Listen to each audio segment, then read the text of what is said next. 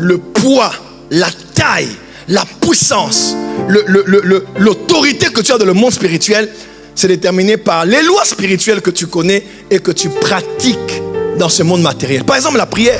Il y a beaucoup de chrétiens qui sont charnels, là où beaucoup de païens sont spirituels. Parce que la spiritualité n'est pas une affaire de religion. La spiritualité est plus que le bouddhisme, est plus que le christianisme, est plus que l'islam. Des pios à l'état du huios.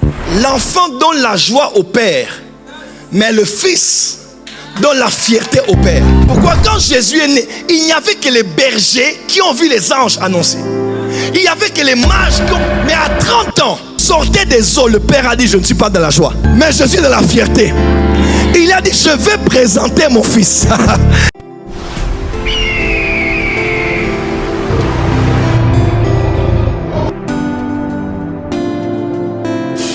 9. Le poids que vous avez dans le monde spirituel est déterminé par des lois spirituelles que vous appliquez avec constance dans le monde matériel.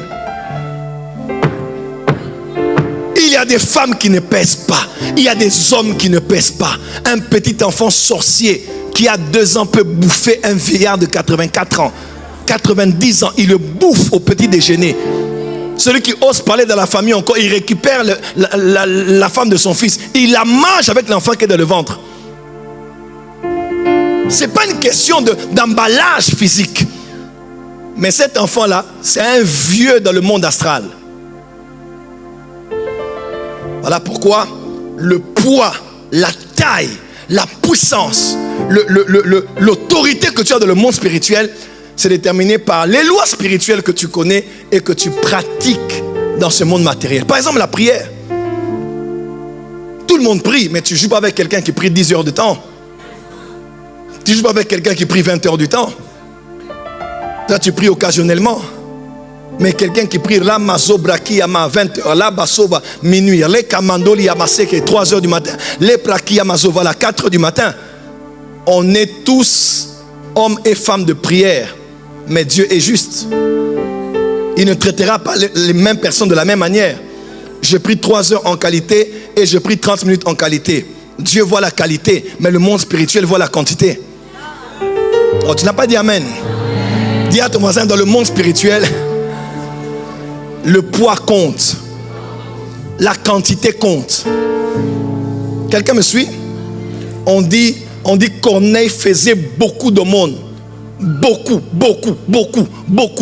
Pas peu. Faisait beaucoup. Donc, il y a des gens ici qui se vantent parce qu'ils ont fait 1 ou 2 choses. Mais Corneille ne se vantait pas. Mais il faisait beaucoup. Ça s'est tellement entassé que c'est allé jusqu'au ciel. Hein? On dit le péché de cette ville et l'iniquité est arrivé jusqu'au ciel. Frère, des fois ça peut s'entasser.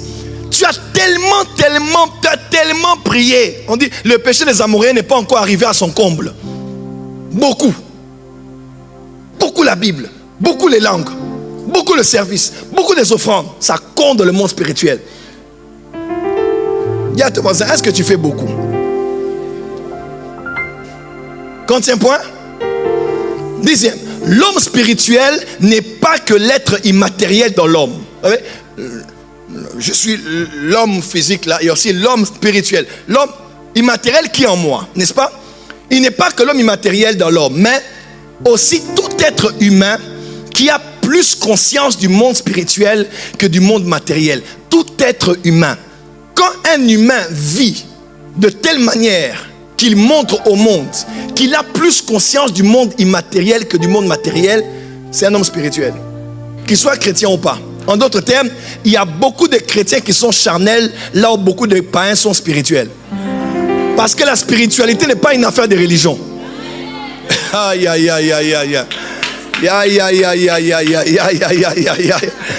La spiritualité est plus que le bouddhisme, est plus que le christianisme, est plus que l'islam.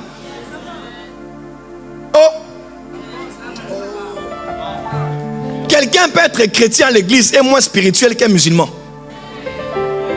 Quelqu'un peut être spirituel à l'église et plus charnel qu'un occultiste. Être spirituel ne veut pas d'abord dire être chrétien. Être spirituel, c'est quelqu'un dont la conscience du monde spirituel, sa manière de vivre, de pratiquer les choses, montre que sa conscience est plus élevée que le monde physique. Dis à ton voisin, qu'est-ce que tu vois à côté de toi? Un bel homme, une belle femme, mari de tel, femme de tel. Tu vois des mèches, tu vois des cheveux. Qu'est-ce que tu vois? Des make-up. L'apôtre Paul a dit, si avant on considérait les gens selon la chair, hein, maintenant on regarde plus les gens selon la chair. Il faut regarder les gens selon ce qu'ils sont spirituellement. Aïe, aïe, aïe. Voilà pourquoi il y a des combats dans lesquels il ne faut pas s'engager. Je te promets. Il y a des gens quand... Moi, il y a même quelqu'un qui m'a dit, ah papa, tu es tellement combattu. Courage, hein. J'ai dit, courage qui? J'ai dit, dis à mes ennemis, courage à vous. Ton amen n'est pas arrivé ici sur l'autel. J'aimerais dire à quelqu'un d'aller dire à tes ennemis, ce n'est pas toi qui as besoin de courage, c'est eux qui ont besoin de courage. Commencer la guerre avec quelqu'un comme toi, c'est dangereux. Ils savent comment ça commence, mais ils ne savent pas comment ça va se terminer. Parce qu'au-delà de ce corps physique, tu es un homme spirituel et une femme spirituelle. Lève-toi, dis fire. Lève-toi, dis fire. Tiens ton voisin, dis voisin. Deviens quelqu'un de spirituel. Deviens un homme spirituel. Deviens une femme spirituelle. Deviens spirituel. Deviens spirituel. Deviens spirituel. Viens vous asseoir, on va avancer rapidement. Ça passe? 40e point.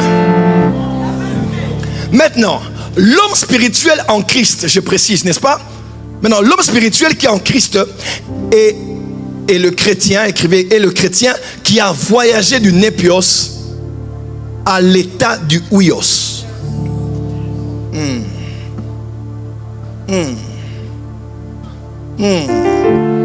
1 Corinthiens 2 verset 15. L'homme spirituel au contraire juge de tout, n'est jugé par lui-même, par personne. 1 Corinthiens 3 verset 1. Pour moi frère, ce n'est pas comme à des hommes spirituels que je me suis adressé, mais comme à des hommes charnels, comme à des enfants en Christ. Parce qu'à vrai dire, un enfant en Christ est un homme charnel. Une enfant en Christ est un homme charnel. On peut être en Christ, mais on est encore un épios. C'est un terme grec qui parle juste d'un enfant. Hein? D'un enfant. Mais quand on parle maintenant de ouios, on parle de fils. Ce n'est pas enfant, c'est fils. Un enfant nous est né et un fils nous est donné. Ésaïe 9, verset 6. Un enfant nous est né, mais un fils nous est donné. Est-ce que je peux dire quelque chose? Quand l'enfant naît, il fait la joie de son père. N'est-ce pas? Mais quand l'enfant, après avoir étudié, finit à Oxford, et qu'au moment de la remise des diplômes, les amis et la famille sont là, papa n'est pas dans la joie, papa est dans la fierté. L'enfant donne la joie au père, mais le fils donne la fierté au père. Deuxième chose, l'enfant peut ne pas être présenté parce que c'est encore un nourrisson. On ne peut pas l'exposer à n'importe qui. Mais quand le fils a fini les études, je te présente mon fils.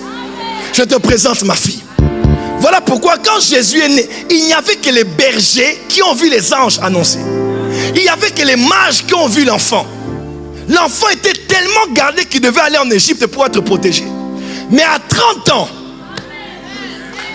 quand Jean le Baptiste, quand Jean le Baptiste a pris Jésus et qu'il a plongé dans les eaux, quand il sortait des eaux, le Père a dit, je ne suis pas dans la joie, mais je suis dans la fierté.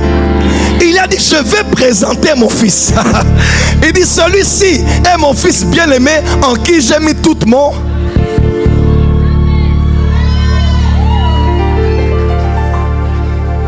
Dis à ton voisin, deviens spirituel. Tiens ton voisin par la main, dis voisin, deviens spirituel.